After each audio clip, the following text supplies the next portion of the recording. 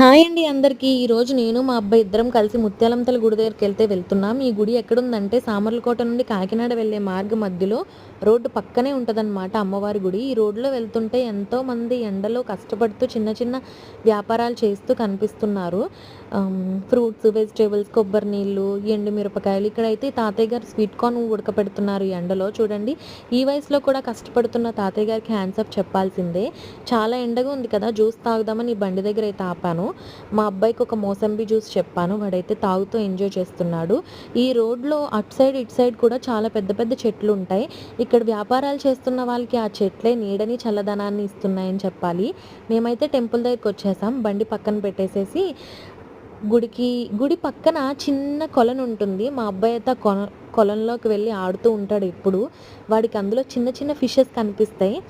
చూడండి, వాడు వెతుక్కుంటున్నాడు. వాడికి కనిపించలేదనమాట. నేనైతే ఎవ్రీ సండే అమ్మవారి గుడికి వద్దామని అనుకుంటాను. బట్ ఏంటంటే నాన్నమ్మకి హెల్త్ బాగుండట్లేదు కదా, కుదరట్లేదు. ఈరోజు ఏమైనా వెళ్ళాలని చెప్పి షాప్ తీసుకొని ఇంట్లో పనులన్నీ చేసుకుని వచ్చేసరికి లేట్ అయింది. ఎండ అయితే చాలా ఎక్కువ వచ్చేసింది. బట్ వెళ్ళాలని చెప్పేసి వచ్చానమాట. కాలు కడుక్కున్న తర్వాత పైకి వచ్చేసాం. అమ్మవారి దర్శనం చేసుకున్నాం. మీరు కూడా అమ్మవారిని దర్శించుకోండి. చాలా సత్యమైన తల్లి. మనం ఇక్కడ ఏది కోరుకున్నా జరుగుతుందనమాట.